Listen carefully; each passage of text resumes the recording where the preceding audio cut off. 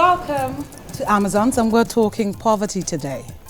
As long as people still sell their rights for change because of poverty to peanuts, then the leadership will never be accountable to the people. We're waiting for the whole Nigeria or for poverty or for the rate of poverty in Nigeria to drop down at a drastic rate. We are going to be wasting our time, and God forbid our children and our children's children will come and meet this kind of thing that's going on right now. Every 10 times worse. In their own time. Ladies and gentlemen, please welcome the Amazons.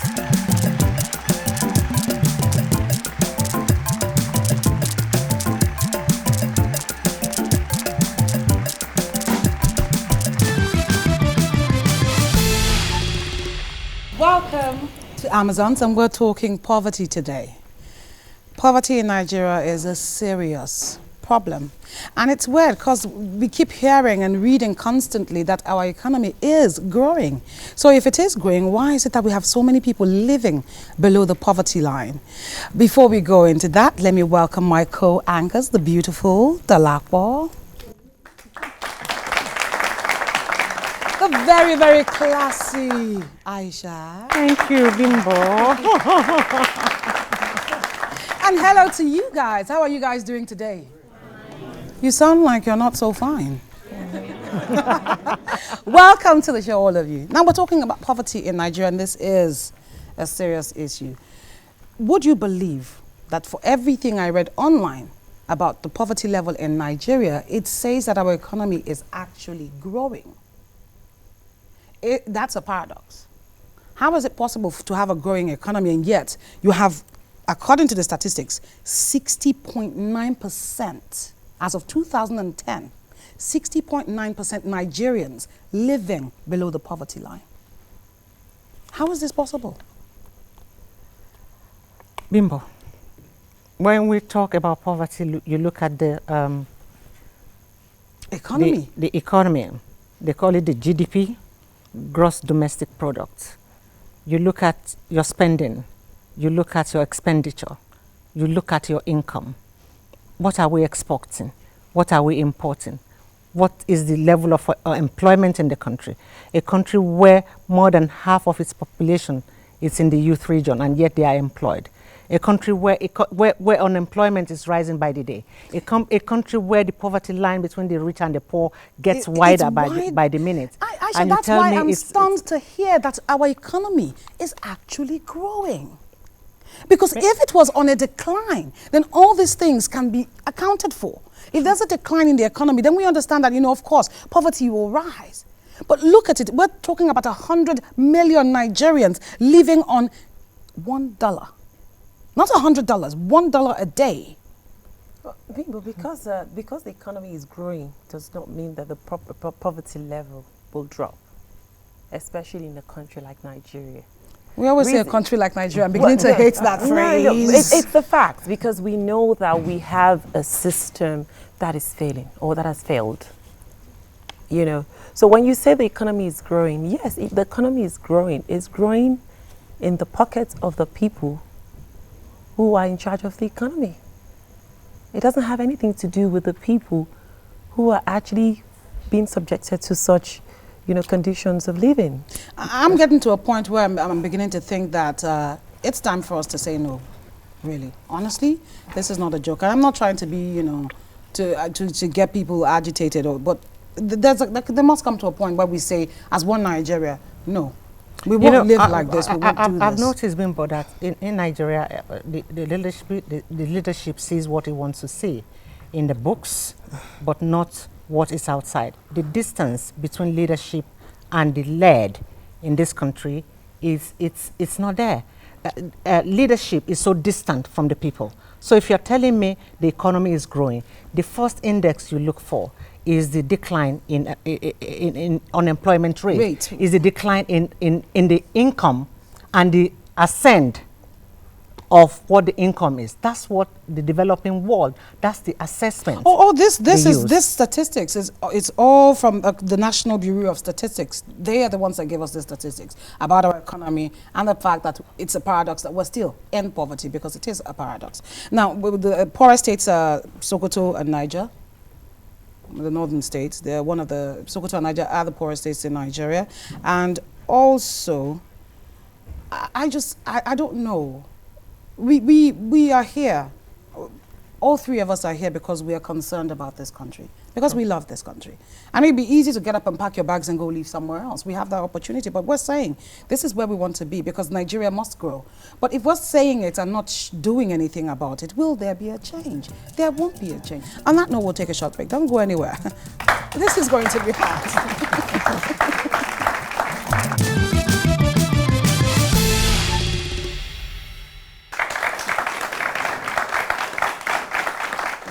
Welcome back. You're watching Amazons, and we're talking about people living below the poverty line in Nigeria. We talked about in 2010, it's 60.9%, and I believe right now it's 71.5%, which is 112 million Nigerians living below the poverty line. In a country like this, because we keep saying in a country like this, I don't understand what it means by it. I'm beginning to lose it over that phrase, in a country like ours, because why should we have to give excuses for our country? But in a country like ours, I'm saying it here, the excuse, we're now going to have to start looking at ways where we can support each other and help each other. And that's what's key, I guess, in Nigeria of today. We need to find ways in which we can support and help each other. It is extremely important. You can't live in a country that has a huge poverty rate and say you're living the life.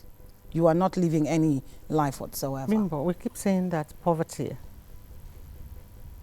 is growing. Corruption is also growing. They're hand in hand. Corruption contributes also to the poverty of the people. And that's where we keep going back to governance. A governance that slaps corruption at the back of the palm. Yes, you steal money, we'll put you in a nice, clean little, place if they for a put short you period. anywhere at all. We are in a country where we have been told some people stole billions of dollars in our natural resource, a wealth that belongs to all of us. And they're out there today, And they're out living, enjoying, still Some running of them for have been positions. given national honors on top of the corruption. That is- Some people have been pardoned here in this country, I convicted know. overseas I saw that. for the same offense. I saw that. That happened No, recently. it's really a shame, and it is disheartening. I mean, it's crazy where you say, okay, we love you so much in Nigeria, even though you're a thief. A thief is a thief is a thief. We pardon you. I don't know how that works out. I think it's a country where there are no rules or We laws. do have rules. We just wait. don't live by these rules. Do you know the funniest thing to happen? We have the best laws in so many things. I wasn't going to look at it from that angle. I'm just saying, in a country where there are no rules or laws, okay, because I'm not saying there are no rules or laws, but when you cannot implement them, apart from implement them, you can implement them. When you cannot carry out the punishment for the offenses that are committed, then there are no rules and there are no laws. That's where I come from. So you mentioned something about corruption. You were talking about poverty. We're talking about people who are taking all this money, who are stealing from us, and they're living a good life. But you said something about somebody who stole, and at the same time he was still given a national pardon. And At the end of the day, like I said, I don't know what it is that we're going to do, because I see this issue as a huge problem, and I don't know where we can start from. But I still think what we need to try and start doing is to start approaching and talking to people on how to better their lives, encouraging people on how to go out and do something for themselves. Because if we're waiting for the whole Nigeria or for poverty or for the rate of poverty in Nigeria to drop down at a drastic rate, we are going to be wasting our time, and God forbid our children and our children's children will come and meet this kind of thing that's going on right now. It'll be 10 times worse. In their own time. It'll be 10 times worse. We did talk about corruption being a huge part of this. Yes, it is. Illiteracy is also a huge part of this. Bimbo. Nigerians not knowing their rights. Nigerians not knowing to stand up and say, you know what, this is not what I want. This is not what I bargained for. This is not what I voted for. I mean, but even when you stand for your rights in Nigeria, even when you actually say this is look, any intelligent person knows that, you know what, I deserve the right to live a comfortable life. For God's sake, what we're asking You don't understand. is the Let me explain something to you. Let me finish, Bimbo, hold on. You know, I deserve the basic amenities. Okay? They don't know that. That's what I'm telling you. No, who Oh doesn't my know goodness. that they deserve A the lot right to of- have light, electricity, A lot water, of and good roads? A lot of Nigerians. I'll explain it to you. I shoot in different parts of Lagos. Every time I go to areas like Isaleko or Obalende, the last place I shot that was a bit like that was Obalende. Area boys will come up to me and say they want money. They always ask me for money, and they say they watch my films, so I must pay them something. So I sit down with them. I say, I don't have money to give you, and I'll explain why I don't have money to give you. Then I start to ask them questions. They're like, well, they don't know that it's their right. They don't realize that it's not a gift. A lot of them think it's a gift. And it's only if government feels like that they can give it to them. They don't actually know that it belongs to them. And this is the truth. I have gone to several areas, I have talked to several people, and this is the prevailing thing I've found out. They do not know that it's their right. I think the first thing for us to do as a people is to start educating people. Start telling everyone in your neighborhood, in your area. Let's sit down, call the kids together. Do you know that having light is your right? Do you realize that the government of this country owes you light, owes you good roads, owes you education?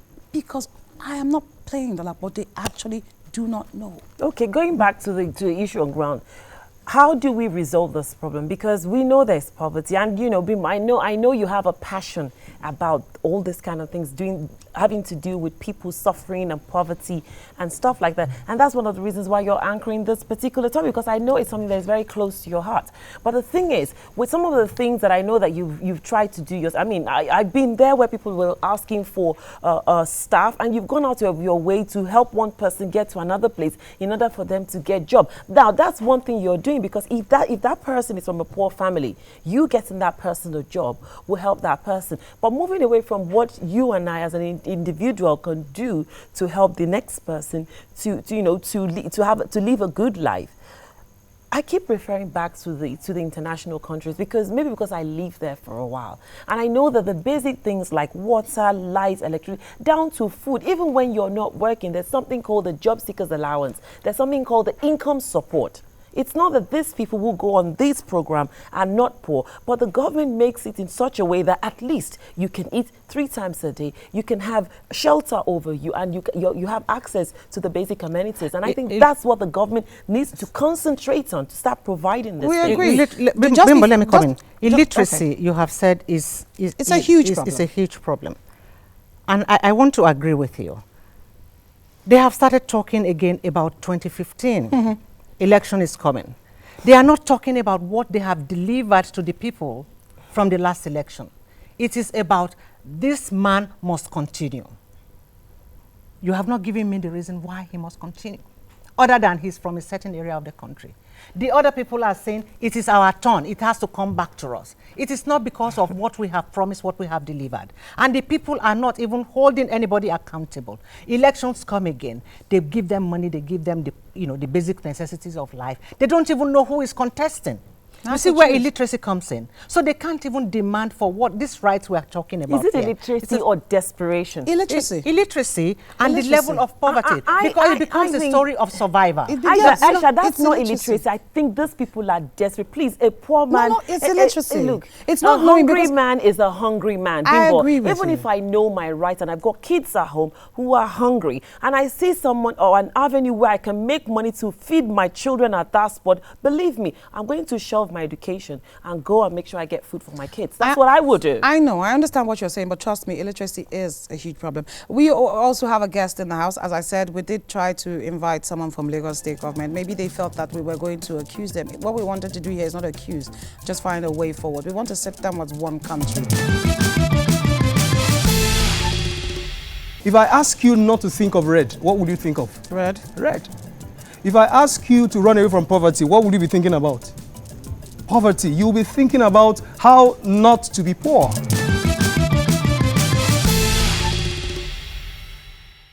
We have a guest in the house. His name is Mr. Tokwe James, a life coach and the author of 3 books. Please, a round of applause for him. Thank you. You are very welcome. Thank you for being here. Thanks. Thank you very Hello, much. Mr. James. Welcome to Amazon. Welcome. Thank you. Tokwe, tell me about your books. You've written 3 books. Yes. Proceed, Learning Made Simple, and Peace of Mind. Yes, I'll start with Presi. Presi is a summary of poems that are thought-provoking. I intended while writing that book to get people to think. A lot of us don't think. We are irrational in our decisions sometimes. We could have made better decisions if we had thought them through. So they are thought-provoking poems. And then the second book, which is Learning Made Simple, I wrote that book because I've come to identify a major denominational problem for students. It cuts across most of our students here. Now, they do not know who they are. And because they do not know who they are, they do not know what to pursue. They do not know that they have the ability to learn anything they choose to learn. And then the third book, which is Peace of Mind. Peace of Mind is to let you understand that one of the things you have to do as a person is to leave your thoughts in paper. If you write things that would stir up people, that would provoke people to take positive decisions in life, you will not just have impacted people around you, but people who will live after you. So basically what you're trying to do is educate Nigeria. Yes. Tell me, we're talking about poverty today on Amazons, and we're in a bit of, we're angry, a little angry, a little, hot under the collars. We're very upset about this situation because if the poverty level of this country is 71.5%, we are in huge trouble. If people are living below, over 100 million people living below the poverty line, what would you say that we can do? Let's not call the government now, because we all know that that's obviously not something that's going to happen immediately. So what can we do as people, as a society, to stop this, to encourage, to help each other? All right, thank you, Bimbo. The first thing I would like to talk about is what poverty is. Now, poverty is insufficiency. Poverty could also be seen as a lack, or when something is below the quality that is ascribed to it. Now, when we focus on the government, we are eliciting wrong feelings. We're eliciting negative and resentful feelings. So we will direct our energy we'll take our energies in that direction, and it will not help us. If I ask you not to think of red, what would you think of? Red. Red. If I ask you to run away from poverty, what would you be thinking about? Poverty. You'll be thinking about how not to be poor. That is what your mind will be engaged. Now, I want us to turn it around and start thinking of how to be rich and how to empower people to be rich. How to be truly wealthy, because you can have money and still be poor. Very true. But now we're talking about a lot of Nigerians that are living on $1 a day, families. So how do you tell someone that's in that situation, don't think about poverty? Good. How? Thank Don't you. think about the hunger in your Don't think stomach. about the fact that your daughter is ill, you can't afford the hospital, and you're all in the house crying, and you don't know what to do. Don't think about the fact that, your baby hasn't eaten today. Don't think about the fact that your children haven't been to school in over a year. It's just humane for you to think about the situation and your predicament, because it actually stares you in the face. It's your living reality. Biba and Aisha, I quite agree with you. Now, you also have to preempt yourself. Permit me to use that word. What were you thinking before you got to where you are? Because your life will go in the direction of your most predominant thought. Okay, we're saying to people who live in Ajegunle, whose father is a gate man, mother sells pepper in front of the house. They couldn't afford an education, so they didn't really send the child to school. He's an adult now. He's 19, 20. He's a bus conductor. We know how we got there. He got there because he was born into the wrong family. I'm not saying that's not meant to be taken in the wrong way, please. I'm not saying any family is wrong. All families are beautiful. Where you're created is where you should be. But I'm saying by the fact that you're poor, that's how they got there. All right. Permit me to rephrase what I said earlier. Please do.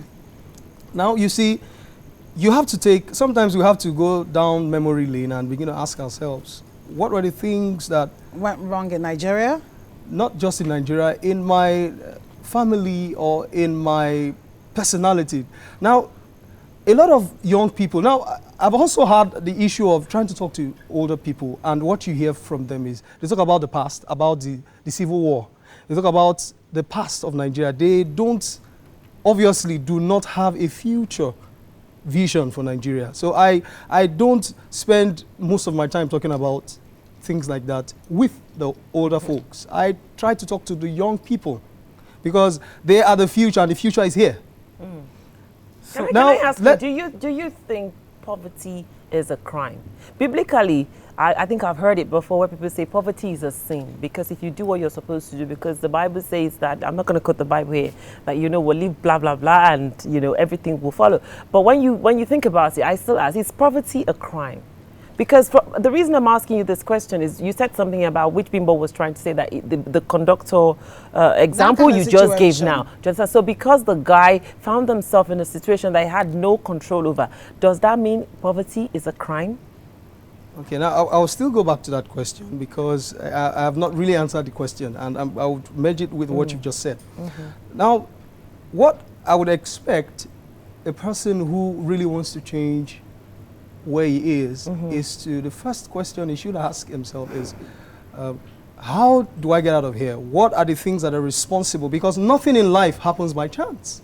Nothing. If you critically look at everything, nothing happens by chance. So if he begins to ask himself, or she begins to ask herself, that what are the things that I could do right? What are the things that I could do properly? Now, bearing in mind that he has bills to pay, bearing in mind that he has a present situation staring him in the face. He is hungry, he is destitute, he has no home. But if he continues the way he is, will he not end up the same way he is in the future? So I'm sorry. Bimbo, I think that's Bimbo, abstract. It's not in the I'm country bringing it like, down. like Nigeria. I need to come in there. I've sat here listening to you. What I can deduce and deduct from what you are saying, that the poverty of an individual is Is a in the choice mind. by that individual. not It is- necessarily. What The is it then? poverty of an individual at that point may not be his own doing, but in the future, if he decides not to take responsibility henceforth, after coming to the awareness Okay, of let me- where he is. I have to ask you a question. Awareness. Where all that individual has known from when he was born is poverty around him, no opportunities created for him to take the chance to better his lot. You forget that in a country like Nigeria, we don't actually give anybody any sort of opportunity. You have people who have gone to school, who are graduates, who are still looking for jobs. You have graduates who are bus drivers. You have graduates who are drivers. They're working for people and they're driving for 30,000 naira a month. You have people with PhD who are drivers. For all that investment in education Now, to they better your lot. invested, let's look at it from this point of view, they invested in their future. They went to school. They said, you know what, if I go to school and I study this and I come out, then I'll be able to get a job and live a better life. Now, they came out, they did all that, made the investment, as you said. You look around you and say, okay, this is not the life I want for myself. I need a better life. They've done that. They've gone to school. That's what they assume is the way forward. And they've come out of school and they still can't find a job. And there is a taxi driver or a bus driver or whatever, earning 30,000 naira a month. Thank you. I'm going to take a cue from my own experience. Before I got into university, I began to nurture, or I identified one of the things that I love to do, which is graphic design, and I also like to speak to young people. Now, I didn't have a system, a personal computer to myself. That is a limitation. But I decided, in spite of the limitations that I had, because my parents couldn't afford it, I decided to start searching. And I met the owner of a business center. I struck a deal with her. I told her that I was going to sit on the system, do jobs for her while learning on the job. Now, I had to decide that the opportunity that I didn't see was there. Now, that is exactly what I'm trying to do. Today, Sorry, can you rephrase that? You had to decide that the opportunity that you didn't see was there. Yes. I don't understand. There are opportunities around us. Now, let me give you another example. Two-Face today is a singer. We know him as a very intelligent singer. Now, if Two-Face had not known that he knows how to sing, he would never have seen the opportunities he's seen today. Okay, can I say something about that? There are loads of people out there. I say this because I do a lot of stuff with young people. There are loads of talented musicians out there. People who have great talent, just not the opportunity. Two-Face was lucky. And that's what my point in Nigeria, you have to be lucky. It's not about you planning it or pre-planning it or sitting down one day and saying, you know what? I'm going to make it happen for myself. Look at me. I started as an actress. And I do other things because I know that acting can't pay all of my bills. So I am doing more than I should be. On a normal, I should be sitting in my house when I'm not acting and enjoying my life. But I realize that acting will not get me there. Yes, Two-Face is a brilliant musician. I love his music. I think it's absolutely amazing. But he was lucky.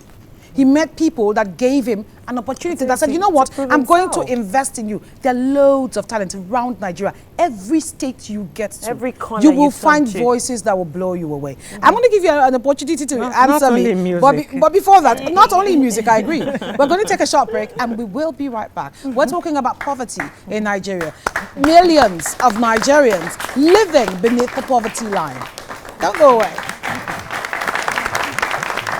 Poverty is a big problem for government. The money they spend on fighting the consequences of poverty can actually solve this issue. Poverty itself.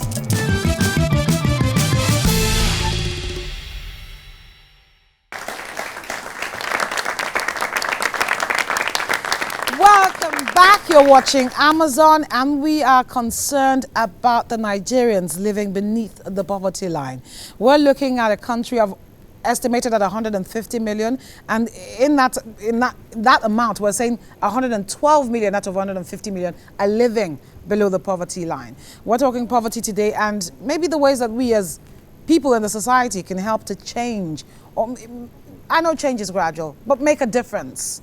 So you were saying to me, I'm still not buying this. I'm trying to buy this. You're telling me that you need to look outside of the opportunities that you can't see. How do you look for opportunities that you can't see? Fantastic.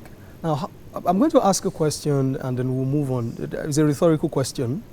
How do you know that something is beautiful when you see it? That it appeals to my eyes. No. I can answer the rhetorical question. Okay. I think one of the reasons we are able to identify things that are beautiful aside from things that are not is because we have an internal representation of beautiful things. Well, yes, I do agree that the society at large contributes a lot to your perception of beauty. It's what you see on TV, what is forced down your throat in the magazines, and the books that you read, the description of beauty. You will finally imbibe that. Yes, I agree. But where are you going with this rhetoric question? I want to find out. Okay, good. Now, I'm looking at, I want us to really look at the opportunities that I mentioned. I said the ability to see the opportunities that are not out there. Seemingly not out there. Now, it's because you've been able to see it on your inside initially. Do you know how many people are out there that can see all these opportunities that you're talking about? Poverty is in existence. What can we do to alleviate or at least relieve ourselves of this? It's not about opportunity or ideas being born. A lot of people have ideas, but they still can't support themselves. I want us to hear what Tokwa is saying, because Tokwa is talking about mind over matter, I think. Using your mind to sort out certain things. I want to hear this. We're going to discuss his theory and see how well it holds in our country. I don't think theory is what we need right now.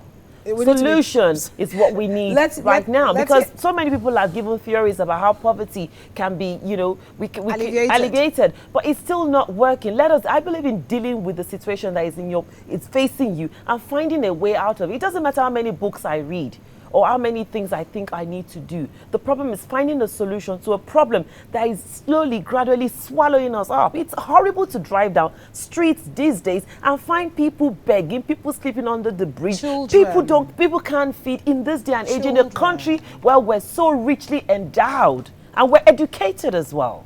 Not a huge percentage. All right. We are educated. We're Nigeria. No, we are educated. Not a huge It's percentage, rather unfortunate that we do not have a representation From the government. from the people who can really tell us what they do with our wealth, because Nigeria is a wealthy nation. Okay, I'll tell you what. We're going to take this topic again sometime down the line, and we're going to invite again someone from Lagos State and also from the federal level, because we need you guys to come and talk No, to this us. is a national problem, Bimbo. That's what I'm saying, If also we're from the talking federal about level. Lagos, we are limiting the school. No, that's why I said You know, I federal. was watching TV the other day, somewhere in the south, they call it now. You know, we have this geopolitical zone. They say from Here to here, so there to there, from so. governorship to council, from council to this to that to that. A long chain of obstacles for growth and development.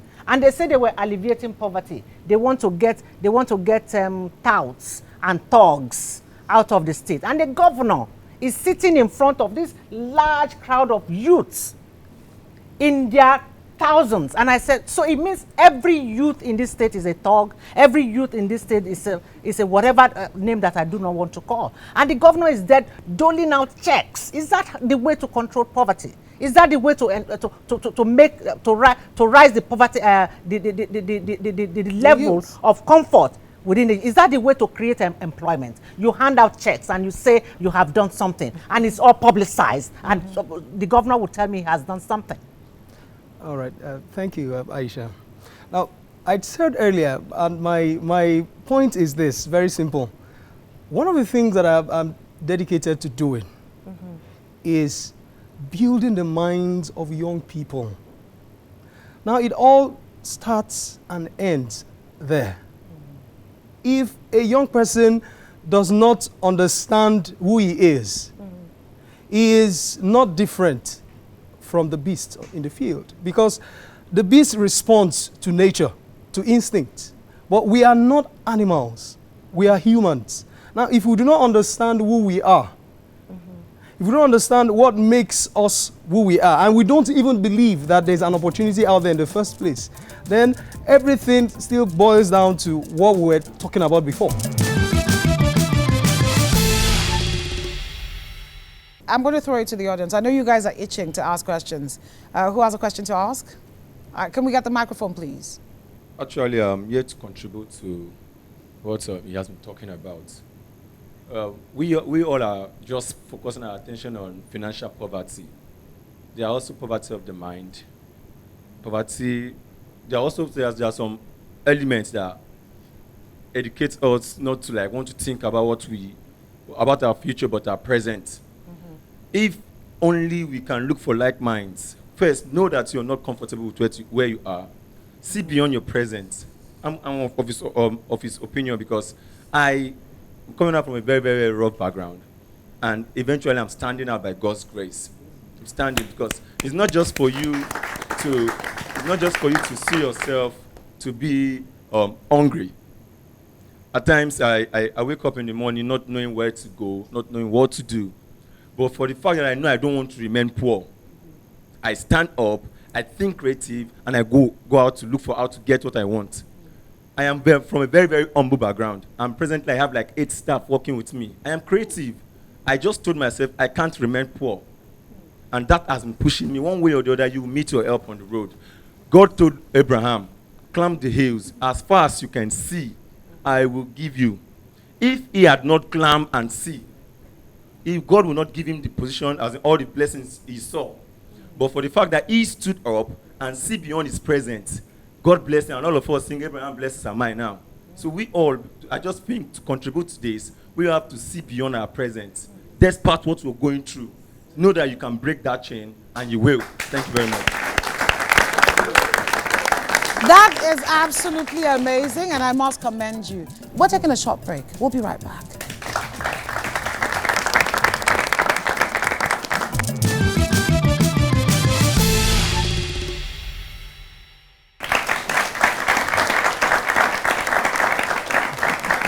Welcome back. You're still watching Amazons, and today we're talking about poverty, the millions of Nigeria living beneath the poverty line.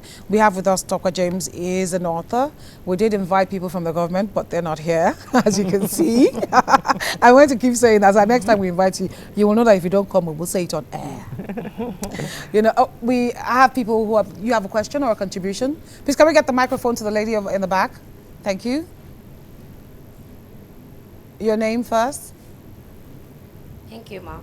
My name is Disu Oluwatosin. I just want to chip in something.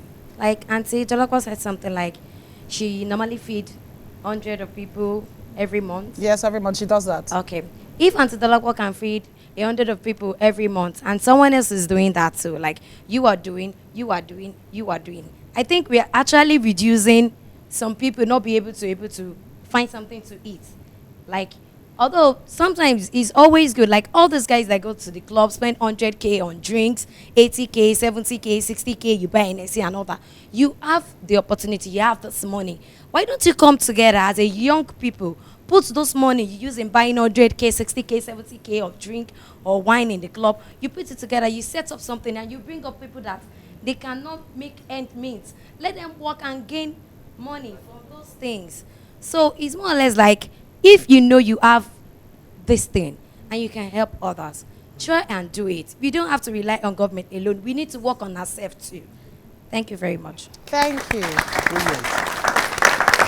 Anybody else? Can we get the microphone to the gentleman? Your name first. My name is Chibueze. Hello, I Chibueze. think the issue of poverty in Nigeria has a lot of contributory factors. Much as I agree with Mr. Tokwe that if you look for a circumstance that you desire to be able to excel and you don't find it, you should also have the ability to create the circumstance by yourself. But we live in a society where we need to be real to ourselves. And that's also why I agree with Auntie Aisha that government must create the necessary framework for us to excel. The society also is not helping matters. Over-reliance on certificates, what they call PALE, is also an issue. I also know that one of the most richest men in the whole world, some of them were school dropouts. But I strongly believe that there was something that gave them that ability to be able to excel. And you cannot take it away from what the society or government was able to put in place. Now, every year in, year out, the government does budgets, and you find that recurrent expenditures always outweighs capital expenditures.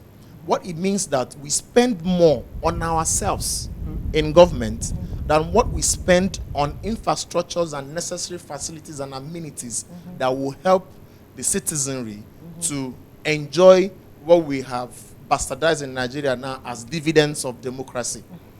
I think it is more important for us to begin to look at ways we will empower even to the street mechanic. How we can empower even the organizer. It doesn't matter his level of education. All we need is orientation. And I bet you, the issue of poverty will be a forgotten story.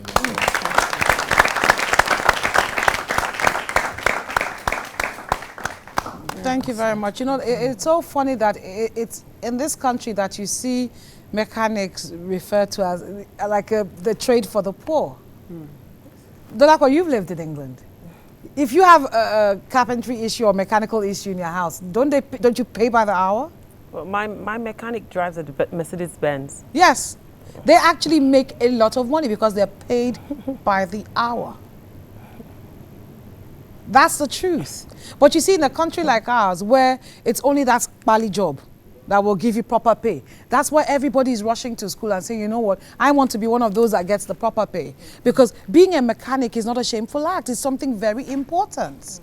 Without mechanics, how will your cars move? What about cab drivers? Do you understand what I'm saying? Even cab drivers make a lot of money. Taxi drivers. They do. But everything is because the problem here is that we don't have infrastructure. educational level is low, and it's dropping faster by the second, and nothing is being done to stop it. Instead, it's like whitewash. Oh yes, we're building 25 schools and we're doing this, we're renovating. That's not what we're talking about. What we're talking about is not just the places where they sit, the buildings that the students sit in, but the teachers that are teaching them. The regulatory bodies that are in charge of those teachers to make sure that the children are getting proper education. Before we let you go, would like you to say something to everybody out there who's struggling, who believes that they have an idea or an opportunity in their minds that they want to follow. All right, to our viewers and our audience, one of the things I'd like to leave with you is that I want you to look beyond. Sometimes it's very difficult, I must confess, but I would like you to look beyond where you are and visualize yourself being a value-adding person. Don't just look for a way of amassing wealth to yourself or create a system around you. Believe in yourself that one day you will add value to the next person beside you. One day you will be able to feed the poor. One day you will be able to get somebody on his feet. One day you will be able to educate a child. And remember, it is one at a time.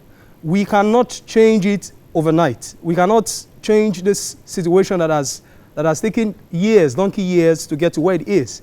It is one step at a time. Do what you can where you are with all you have. Thank you. A word for the people out there, Dolapo? I don't really have much to say. What I believe is picking up a pebble and dropping it in the ocean may not cost too much in the ocean, but you know what? It will make the ocean, it will cause a ripple in the ocean. So whatever it is you can do to try and help wherever it is around you to alleviate poverty in their life, please don't sit on it, do it. It can go a long way. Aisha? The consequences of poverty affects all of us, especially government. We have created poverty, we have created problems for the society. We spend billions of naira fighting what we call the menace in our society today. It's because of poverty. You have rich men, wealthy men, very wealthy men in Nigeria. How many of them have foundations? Abroad, when you are a rich man, you set up foundation in order to be able to affect the lives around you. You have disasters abroad. Rich men are the ones who are in the forefront of seeing what they can do to alleviate such the sufferings from these disasters. How many of such do you see in Nigeria?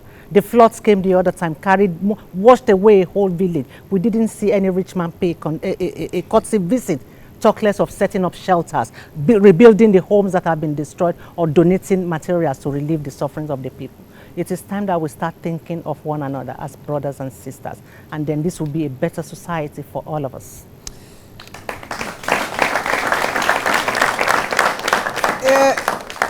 I know how difficult it is sometimes to look outside your own immediate circle, your own immediate family, because I understand that we all have problems. There's a proverb that says it's the person that wears a shoe that knows where it pinches. So I know that every person, whether you have a little or you have a lot, you also have your issues that you're dealing with. But you know, this is our country. Nigeria is the only country we have. You can claim any other nationality if you want, but the truth of the fact remains that you are Nigerian first and foremost, wherever you are in the world. And if we're not proud of this country, if we do not love this country, then it will stop existing. And we can't let a country so great die from stupidity. I understand that we all have our own issues, but let's look outside ourselves and see what we can do to help people. It might not be the best situations, it might not be the most ideal of situations, but if the government is not going to do it for us, let's start doing it ourselves. I'm pleading with everyone out there who's watching. You know someone. There must be a child in the next compound or the compound after that or further down the street or by your office that is not going to school. It's easy. Pay their school fees. Help. Just a little goes a long way. You would have changed a life, and that means you've changed a family. That means you've changed Nigeria. Thank you so much. We'll see you soon.